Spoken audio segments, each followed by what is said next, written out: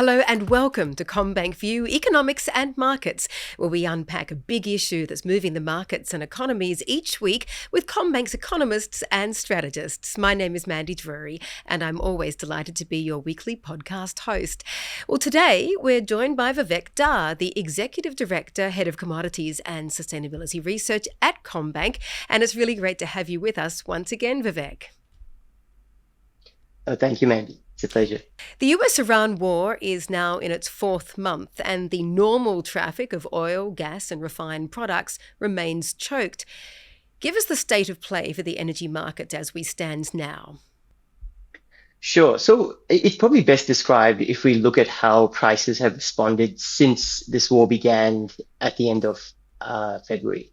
Because we saw that coming into the beginning of April, prices absolutely surged, particularly for oil and refined products. And the market was really panicking at that point. Yet now we have prices coming off quite significantly, and the market is the worst behind us. And that's really been the narrative if we look purely from the price front.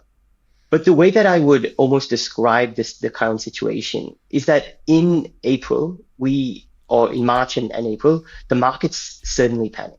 Refineries wanted to get cargoes at any price, and we could see not just oil, but refined product prices just surged on the back of that. Now, what happened in April was very much an inventory drawdown that the market normalized. Everyone was like, okay, how are we going to get our supply? And in the end, it was like, wait, we can rely on this plentiful reserves that are in the market. And that helped almost supplement the supply shock, and the market relaxed. But the problem is that this is very temporary, that at some point those inventories will hit levels which are going to be concerning, but the market has at least looked at that as some reprieve, and that's been the reason why prices have come off. But this is almost a calm before the storm. The market has calmed down very much because of expectations of the deal. But there is a time limit that these negotiations, the reopening of the Strait of Hormuz, it has a strict time limit. And if it continues to stay closed, particularly oil and refined products are very vulnerable to price shocks in coming months. Indeed. Well, let's drill down a little bit further onto the details of where we're sitting in terms of price. So pre-conflict, we were sitting around $70 a barrel for the global benchmark for Brent. It got up to nearly $120 a barrel, and now we're sitting around the mid-90s. Do you feel at the mid-90s level, number one, this is something that the global economy can absorb? Number two, do you think it's justified in terms of all the things that go into it, such as the geopolitical risk premium? And how high could we go if indeed the Strait of Hormuz remains closed, say, for another month or two? Sure. So look, in terms of where the oil market in particular is positioned, is that on the one side, if we do see a deal come through, our call is we could see, and this is probably based on some optimistic assumptions, that we'll get to about $80 a barrel by the end of the year. Now, that's premised on a few things going the right way. One is that we see the mines that are blocking the Strait of Hormuz cleared up, and shipping traffic can normalize relatively quickly. And the damage that we've seen in fighting already in the Middle East, it hasn't really so far damaged those upstream oil assets. Refineries are another story, but so far on the crude oil side, it looks like 3 to 4 months we could see at least physically that oil resume back to normal. Now, a lot of that with the pipeline bypasses. The reason why we're $80 a barrel is just given what we're seeing in the market right now, we just need to see maritime traffic, particularly for crude oil, return to about 70 to 80% of pre-war levels in order to force the market into the oversupply expectations it had at the beginning of this year. So we don't need to see a full 100%. And this is really what's driving our case that if we do see a deal, the market is probably right in pricing something close to $80 a barrel by year end. And so when prices got towards that $90 a barrel, you could see the market was really looking at those outcomes very seriously. But the issue is that that's purely based on this deal happening, because the inventory buffers that we talked about before, that is running out of time. And we would put operational stress limits in global inventory systems. They would get to worryingly levels, in our view, by mid-June to mid-July. And if those levels are reached, the problem is that right now, if you look at 14 million barrels a day, about 14% of global demand is not coming through because of the Strait of Hormuz closure. About 8.5 to 10 million barrels a day of that is being met by inventory drawdowns. If that ceases to happen, the market will start having to price in a lot of demand destruction. And by that, I mean, there are countries where prices have to get high enough where they can't bid for oil. And that is where emerging Asia is very vulnerable. And if that does happen, the issue that we see is we could see prices of about $150 a barrel for Brent. And that's why this next few weeks is very, very crucial in terms of the two fates of oil right now. It is really interesting, isn't it, that you say even if we've got a peace deal, even if the Strait of Hormuz opens to normal flow of traffic, we're still going to only go to 80, which is $10 higher than where we were pre-conflict. We saw an ExxonMobil executive just last Thursday warn about how dangerously low inventories are of crude and all the various products from jet fuel to diesel. Can we realistically think that we're going to still be in a deficit for some time, given that so many of the Gulf facilities have sustained damage? And what about the global strategic petroleum reserves? Can they bridge the gap, and for how long? Yeah, look, so it's not just about global inventories, because we're looking at levels as well, but also the drawdown rates. So those two factors matter in terms of figuring out where that tightness in this market will be felt. So we take that into account when we say mid-June to mid-July. And if we look at the different refined products now where the danger is, once again, it is the middle distillates that we're worried about. So jet fuel and diesel are the ones that have caught our attention. And already we're seeing very much a drawdown of those type of products happen quite aggressively. So, we're watching the space pretty closely, but in terms of the market making a lot of optimistic assumptions in terms of that $80 a barrel outcome, I'd say yes, that's true. And we will only see how this plays out once the Strait of Hormuz reopens and we start seeing this shut-in production restart. I can't stress how crucial those initial weeks will be, because you've been closed for months. These are wells that are normally operating all the time. We will have technical issues. The assumption here is 3 to 4 months, those will be resolved. And if those assumptions don't get met, clearly this price pressure is that 80 is probably then going to be a floor. And maybe in the next 6 months, we're talking $80 to $90 a barrel. At what point does the self-correcting cycle kick in? Because obviously we've seen many measures around the world to actively and willingly reduce demand, whether it's working from home more, or whether it's just driving less, or whether maybe you just take a holiday closer to home rather than getting on a plane. But at what point and what price do we see forced demand destruction around the globe? Sure. So look, the way we've tried to measure this is look back in time when we last saw demand destruction.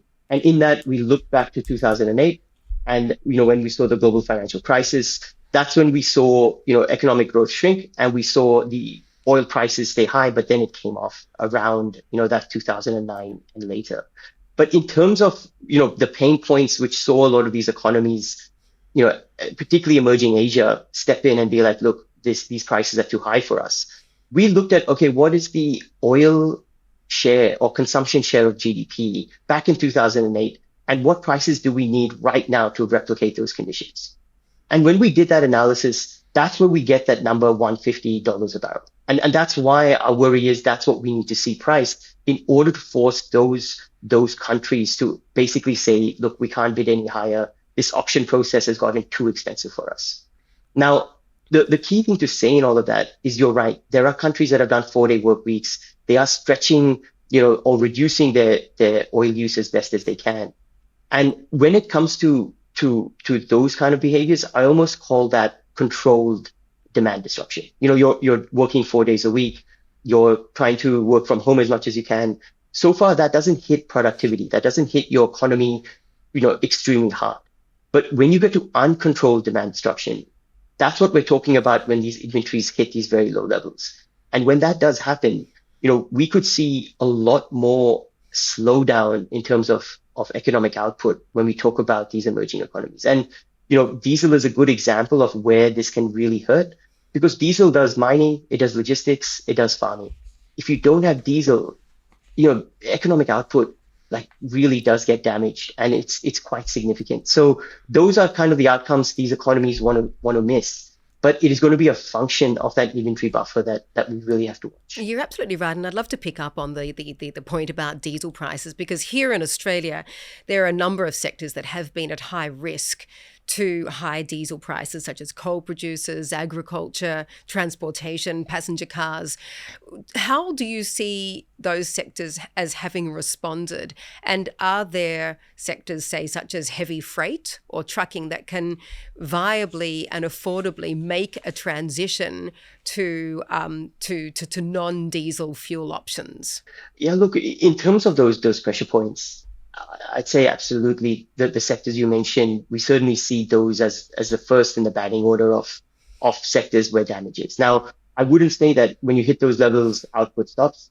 There will be a lot of thrifting. You would see changes in, say, mine plans for coal mines in order to make sure that pain isn't felt immediately. But you can see that there is pressure, and that's price-driven demand destruction. The price of diesel, if it gets to that $3 a liter, that's where some of these sectors really come under some pressure. But in terms of when we talk about the potential avenues of where does the energy transition go and where is the protection for some of these industries, this isn't something that will be done in the next 6 months.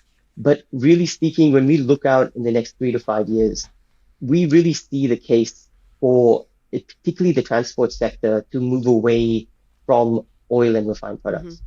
And the reason we say that and we look at trucking in particular and we're quite positive about that is we're already seeing the economic stack, right? That if you can switch from your diesel to batteries to your battery electric trucks, even if you have very heavy trucks to use, the opportunity sits with the fact that 70% of heavy haul routes are about 300 kilometers or less, right? And they return to base.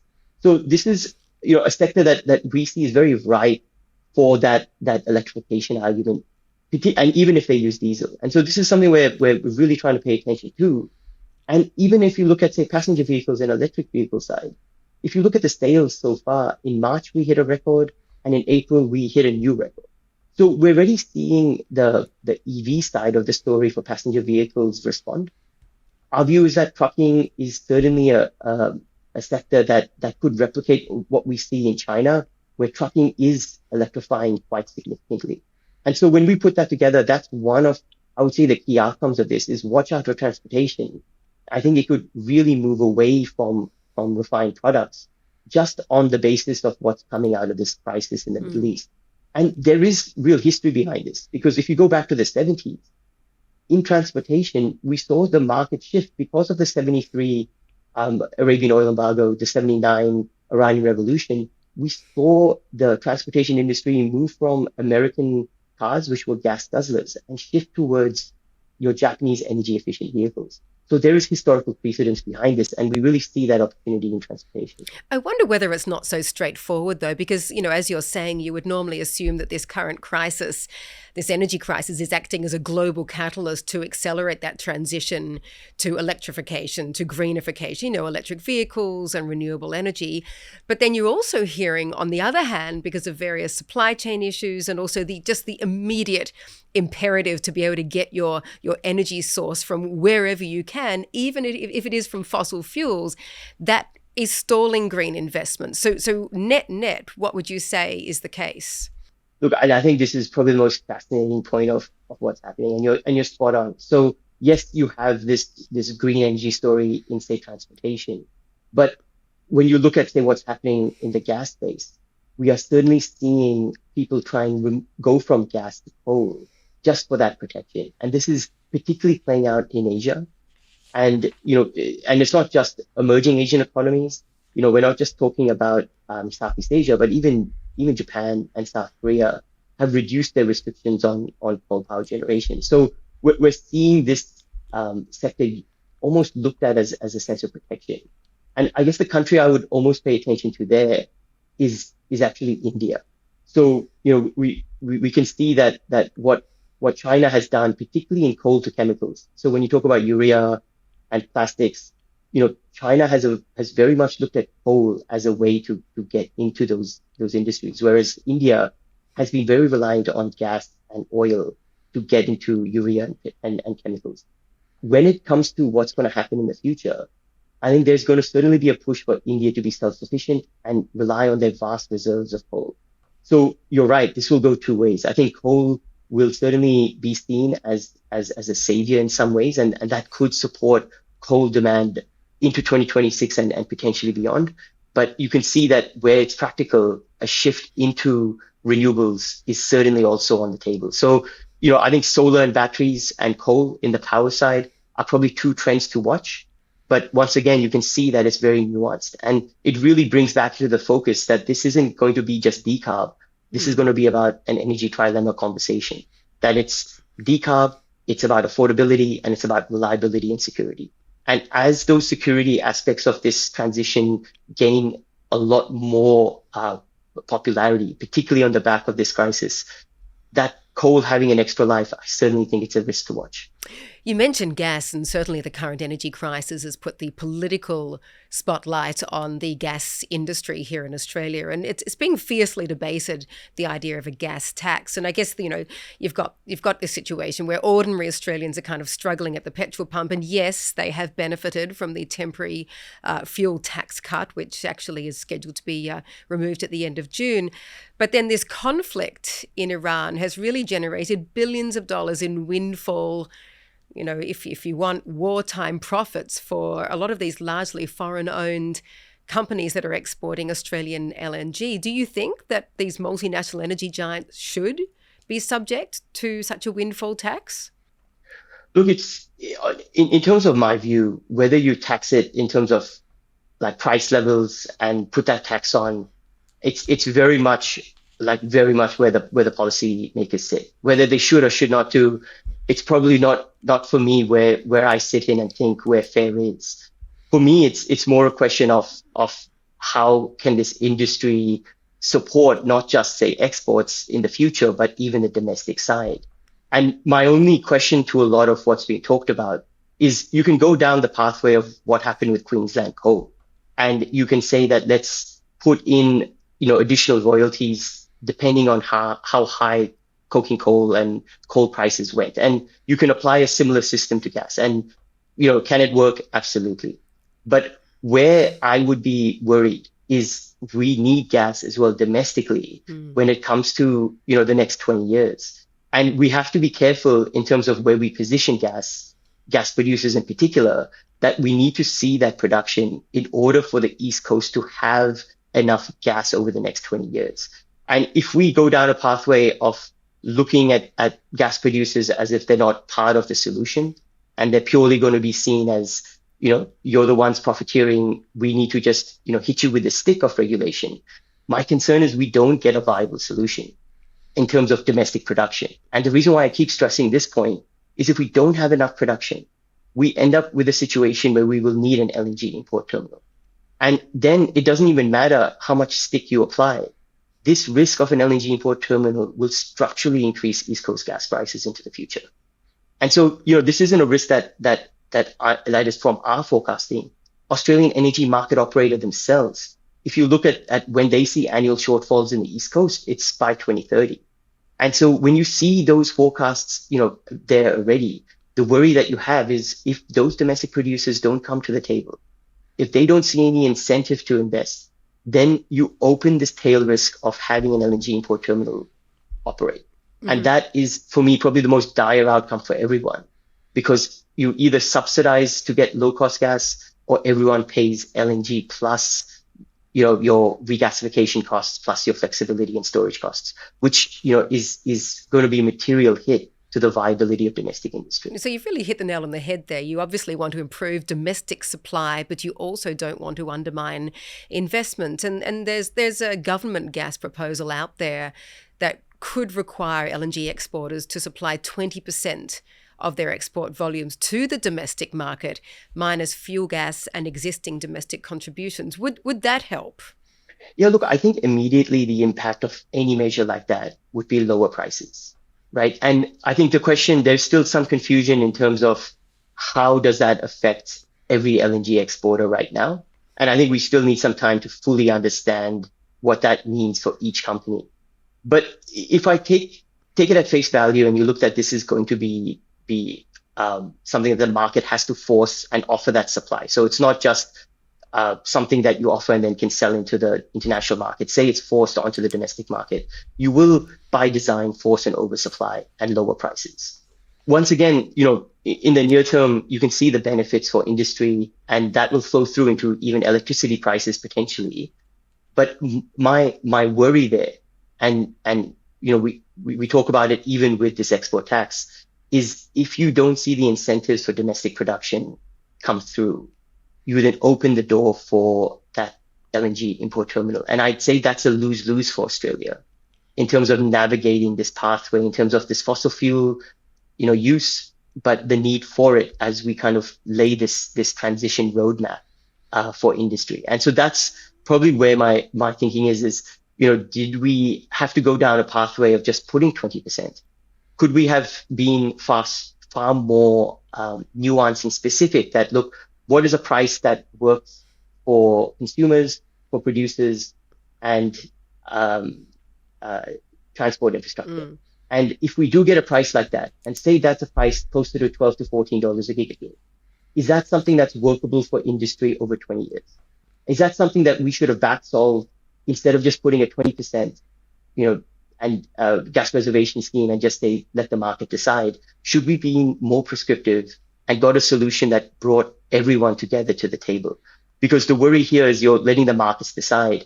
And, when we see these heavy-handed measures used in the past, and 2022 was a good example with a gas price cap, you really do disincentivize production. And that's probably something that's on my mind, is I just don't want to be in a case in East Coast Australia where an LNG import terminal is setting my price, because that's not good news for anyone. Mm-hmm. So getting really personal then, I don't know last time you checked your electricity bill, Vivek, but every time I seem to check mine each month, I'm using less than I was same time last year, but I seem to be paying more. What's your outlook for East Coast electricity prices? And do you foresee a time in the next 12 months where you will start to be paying less than what we are right now? So the good news is that we are seeing electricity prices come off. So if you look at the default market offers, coming through from the 1st of July this year, it is declining in most jurisdictions, and that's for small businesses. That's also for residential customers, and this is basically ex-Victoria. But even if you look at the Victorian default market offer, it's also down. So the good news is that things are reducing, and one of the big reasons for that has been the influx of batteries that we've seen come into the electricity system in East Coast Australia. This has been one of probably the good news stories that we can certainly talk to, that what this has done is that it has meant that gas, which typically sets the most expensive, electricity price generation in the East Coast, its influence on electricity prices has reduced considerably. And because of that, we are seeing much lower electricity prices. And that is something that is feeding through to everyone in the system. So the influx of batteries and its ability to dislodge gas, I think, has been very much a seismic shift, but everything that we wanted batteries to do. Now, coming into next year, that should continue. We'll have more batteries, more renewables, and we should see increasing downside pressure when we talk about baseload futures and electricity prices. But where things get complicated in terms of the outlook is this is all happening with major coal power plants exiting in 2028 and 2029. And also this expectation that your data center demand may surprise on the upside. Mm-hmm. The risks with all of that is come 2028, 2029, and even 2030. What we're worried about is you could have, this market where the evening peak, where gas has its influence, reasserted. And as much as batteries have done really good work with coal exiting and with data center demand being so strong, you may come back to a world where gas is once again influential on electricity prices. And that is something that we are watching pretty closely. But at least over the next 12 to 18 months, we're actually quite optimistic that, this downside pressure on electricity prices can continue. But the real test will be, one, the winter periods of every year. So we're walking into that in the next kind of 3 months.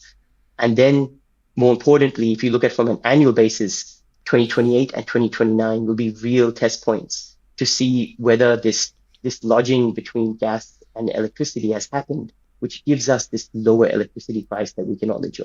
And what do you think is going to happen to petrol prices when you pull up at the pump when at the end of June, as scheduled, the 32 cents a litre fuel discount is removed? And is there a chance that it might even be extended? So this, in our forecast, it goes back in. Mm-hmm. So, the discount goes, right? But clearly this is going to be watched. And the problem here is from mid-June to mid-July is when we see this potential risk for oil prices to surge on the back of inventory depletion risk. So if we do see that happen, will we see policymakers take sympathy on consumers on the back of that? I would say, those risks are certainly worth watching. So, we're not we model it based on what the government has said. The question is now, come, any pressure in inventories, will it force the government's hand to really provide that relief? And I think that risk is very credible. And my last question is, now that we've had the benefit of a few months to sort of, try and work out what exactly we need to do here in Australia in terms of bolstering our energy security, are you satisfied with the measures that have been taken so far or the proposals that have been put out on the table to bolster our energy security? So look, I think with what we had, we did the best, right? And, for example, we boost days of consumption coverage by 10 days. My question to that is, say it's 30 days and say we were walking into the next crisis with, say, 40 days. Would that have changed what we saw in Australia when the panic hit and everyone just wanted to get diesel and fuel because they were worried we'll run out? I would say probably not change that type of behavior. You're probably going to need something very, very sizable. And that's really, if you look at Japan, they were walking into this crisis with 250 days. In terms of the scheme of what we're talking about, it's quite incremental. It gives an additional buffer. But the reason why I'm sympathetic to it is at the end of the day, are we willing to pay that additional insurance in order to have that security? When we know what protects us at the end of the day in the international market is the fact that we have this willingness to pay a higher price compared to some lower income countries in our region. And I think that gives us enormous protection, which takes away that need that, okay, do we need to have so much insurance, in terms of having inventories? And two, just given where we are, do we really want to double down on going hard on inventories of fuel when we have options now playing out where we could see, say, road transportation decarbonize quite significantly as well? So, I think you definitely needed to see that. But I think the demand side is the one to watch because I think the market will certainly respond. It certainly was the cold bucket of water wake-up call that I think we needed. But thank you so much for joining us today, Vivek. It's always a pleasure to hear your thoughts. Thank you very much for your time. Thank you. Before we let you go, let's take a look at the week ahead in the markets with Samara Hammoud. Great to see you there, Samara. Thank you very much for having me. Give us an update on how the US-Iran war is impacting the markets. Yeah, so we actually still expect the US and Iran to come to some sort of deal that would gradually reopen the Strait of Hormuz. And we also expect a 60-day extension to the ceasefire. And in terms of the timeline, we do actually expect that to happen within the next week. We see both sides are pretty willing to come to some sort of deal, but we do think that the main barrier is Israel and their continued military campaign in Lebanon. So we ultimately think that the US will have to force Israel to agree to the deal as well. What about here in Australia? We're going to get a read on what's happening in the economy. And of course, it's never a perfect read in the sense of some people are struggling, some people are doing gangbusters, but GDP is the best thing we've got. Yeah, exactly. So we actually think that GDP growth for the first quarter of this year remained flat. So there was quite strong business investment, and that was driven by investment in data centers here in Australia. But we do actually think that that business investment will be largely offset by quite strong import volumes. And that's because here in Australia, we don't really produce any of the equipment that goes into data centers, so like chips and servers and whatnot. So we actually have to import all of that from overseas. Talking of a K-shaped economy, we're going to get a read on what's happening with the labour market in America with the US non-farm payrolls at the end of the week. What are we expecting? Yeah, so we expect the US non-farm payrolls to rise by 80,000 in May, and we expect the unemployment rate to hold at 4.2%. So while that is quite a modest growth in payrolls, low immigration, low jobless claims, and a quite low and steady unemployment rate, that ultimately suggests that the US labour market is broadly in balance. And the last thing that we're watching is Japan wages, and people out there listening might say, hang on, why do I care about Japan wages? But it actually feeds into thinking about whether or not the Bank of Japan will hike rates again. Yeah, exactly. Their earnings is very important for monetary policy over in Japan. So we expect that scheduled full-time earnings for April to rise by around 3% over the year. And that was supported by quite a strong outcome from this year's Shunto wage negotiations. And it really does matter for the Bank of Japan because sustained wage growth is important to make the case for persistent inflation over in Japan. And the Bank of Japan really want to see that. Thank you so much for the look ahead as to what we should be watching in the markets this week. And thank you, dear listener, for following CommBank View for this episode. I hope that you join us at the same time next week for your weekly analysis on what is moving economies and markets. I'm Mandy Drury. Over and out.